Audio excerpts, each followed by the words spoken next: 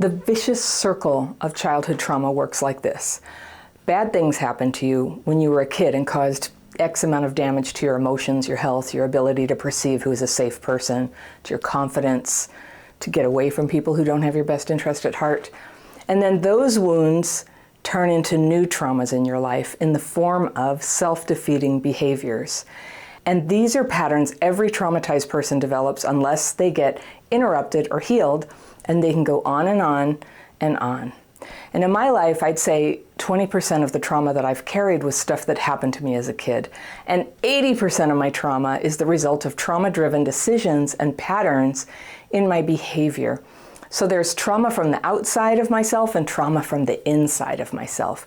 And when they're happening, it feels like I have no control over them at all. Do you have this? You definitely don't have control over what was done to you in the past, but as much as it feels like a mystery, like the same bad things keep happening in your adult life for no reason at all, it seems like, you can trace adult traumas oftentimes to decisions you made or boundaries you weren't able to set. And so even though those glitches are probably trauma-driven, there actually is hope that you can notice where you're slipping into self-defeating behaviors and begin to change. Nobody talks about this enough. When we talk about trauma, we talk about what was done to us. But the part we keep doing to ourselves is just as important, because this is what we have the power to change.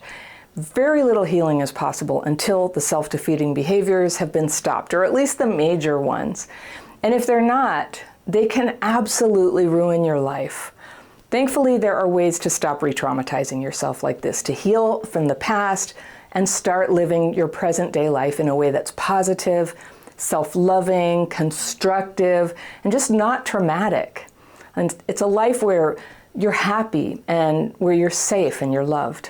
So in my courses and coaching programs, I teach people how to heal from the effects of childhood PTSD, how to make changes step by step, from brain healing to emotional healing, to healing the ability to connect with other people. And then on the way to the really advanced levels is this: identifying and changing your self-defeating behaviors. Now, this is the hardest thing to face. People who aren't ready to heal aren't ready to do this, to acknowledge that today a lot of what's hurting you and holding you back, it's not your parents, not anymore, but it's your own behavior. I know, right? I learned this the hard way, believe me. It's not your fault that you were hurt like this, but now every bit of your courage is going to be needed, because there are things that only you can change. Self-defeating behaviors are those things. Are you able to let this in? The horrible irony of surviving abuse and neglect in childhood is that the more you were hurt back then, the more likely you are to adopt these self-defeating behaviors that make the effects of the original trauma even worse. These are things like the people you allow into your life, the way you take care of yourself, the choices you make about partners and jobs and money and where you live, the people you admire, the things you say, and of course, the way you act. It's easy to spot this tendency in other people, but sometimes it's really hard to see it in ourselves. We go into denial, we defend what we're doing as necessary so that we can feel okay, but it doesn't actually make things better. You can turn around self-defeating behaviors into a positive progression, and you can make the trauma stop. Okay, so let's look at these traumas. Number one is neglect of your body, and this includes having clothes that are not appropriate or really shabby. Like, look in your drawers. What's going on in there? Do you have poor hygiene? Do you floss? Do you neglect physical exercise? Are you staying current on medical and dental care? Do you self-harm? Okay. Number two is blame. And blame could be like difficulty seeing your own role in problems. It could be victim thinking, bitterness, slandering others, like talking about them all the time to others, having the belief that all the problems that you have are the result of the country you're in, or racism, or sexism, or foreigners, or a political party, or religion, or lack of religion, or certain foods, your parents. Just, the belief that all your problems are from this like outside thing. That is not actually realistic. Number three, self-defeating behavior is black and white thinking. It's really common for people with CPTSD. And what you see is that people like us are really drawn to extreme views. We're drawn to extreme groups and authority figures and even cults. We're into belief systems. And we are more likely than other people to get outraged at the news. Like there's something about that is very emotionally dysregulating and whoosh, you know. We lose our freedom to disagree because we can't step back from conflict, and we are drawn either to being dominated or to dominating other people, cutting them off, going no contact with friends rather than talking things out. Okay. Number 4 is numbing with substances. We are prone to try to relieve stress with alcohol and drugs, or taking more medication than we should, or one that's actually not prescribed to us. That's kind of a trauma-driven behavior and a self-defeating behavior. And I will talk about food and media in terms of addictions too. Addictive use of food, carb binging, unhealthy weight, eating disorders, obsession with eating correctly, which is called orthorexia, by the way. And then another one, addictive use of media. Do you play video games? Do you watch TV all the time? Are you always on the internet? Is it bad enough that it's interfering with your sleep or your meals or your daily routine or your responsibilities at work or with your family? That's an addiction. Okay. Another one, dishonesty. And this includes not just lies, but like exaggerating, hiding important personal truths or preferences about yourself, stealing, being unfaithful, and even things that some people consider ordinary, like tax evasion or illegal activity. All right, another self-defeating behavior, work problems. And this includes like chronic adversarial relationships with your boss, with your coworkers, doing unfulfilling work, under-earning. That's a huge problem for people with CPTSD. Neglect of the learning that you need and the skill development that you need to, continue in your job. Suing people, getting sued, that kind of thing. All right, another self-defeating behavior, irritability. And I use this very generally. And that means like having frequent arguments with people, falling out with friends and neighbors and partners, not having good relationships with your family because of you, ranting, rage, mistreating other people, seeking revenge on people, getting violent, right? Or I want to add this, being hostile on social media, including YouTube. All right. Attraction to troubled partners and friends. I think this is one of the hugest self-defeating behaviors, and this is the one that really pushes it into the next generation. This is a very powerful self-defeating behavior.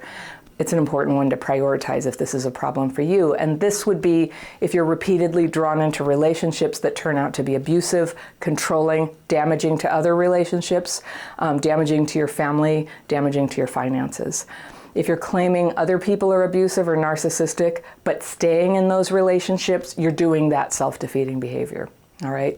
Rationalizing why staying is necessary is one of the signs. Having an unfulfilling romantic life or no dating relationship or staying in bad relationships is another self-defeating behavior. Maybe you're creating or staying in sexless or loveless partnerships, okay? Here's another one, abuse of your sexuality. Having an overly sexualized appearance, overly sexualized conduct, losing your dignity around sex, losing your emotional security or the ability to be real around sex and relationship dynamics, doing things that you don't want to do or that make you feel ashamed, unwanted pregnancy or compulsive behavior around sex. And this would include things like the use of porn. Another self-defeating behavior is fantasy, and this would include romantic and financial. And that is a flight from reality when things are tough, not really being here, not in touch with reality, and failing to take responsibility and responsible action, and having huge unrealistic expectations and promises and inflating the importance of relationships or events or the future, or personal attributes, or your prospects. So it's all fantasy. All this energy is going into this picture, but not really into the real life steps involved in getting there. At the far end of this self-defeating behavior is like obsession and stalking. And even before it gets that far, you'll start to see signs that you neglect your health, you neglect your work, you neglect your family, you're starting to avoid people. All right, Avoiding people is a self-defeating behavior in its own right. And this is like avoiding responsibility, avoiding participation, isolating, being a social anorectic. If you know that word, social, sexual, emotional anorexia. You can sometimes do this even when you're in a couple, like couples will become socially anorectic, or groups will. They just don't deal with anything else. Okay, here's another one, debting. Debting is when you live beyond your means to pay for your home, your car, your therapy, whatever it is. The growth of debt, gambling, foreclosure, bankruptcy, homelessness, having a vague sense of the path towards becoming solvent. That's what it looks like. Now, I allow that, of course, financial difficulties could happen to anybody, but when I'm talking about the self-defeating behavior, it's like continuing to make the choices that push you there when there really is an alternative, which is basically spending more than you have. Another self-defeating behavior is repeating traumatic patterns, seemingly being unable to detect trouble ahead or to step back when trouble appears, just like marching right into it. You relapse into a traumatized state, triggering or deepening the depression, the rage, the feeling of collapse that's been going on with you in the past with your traumas, and then you fall back into old behaviors. And that's another one. I know how hard it is to stay out of that. It can feel like it's just happening to you.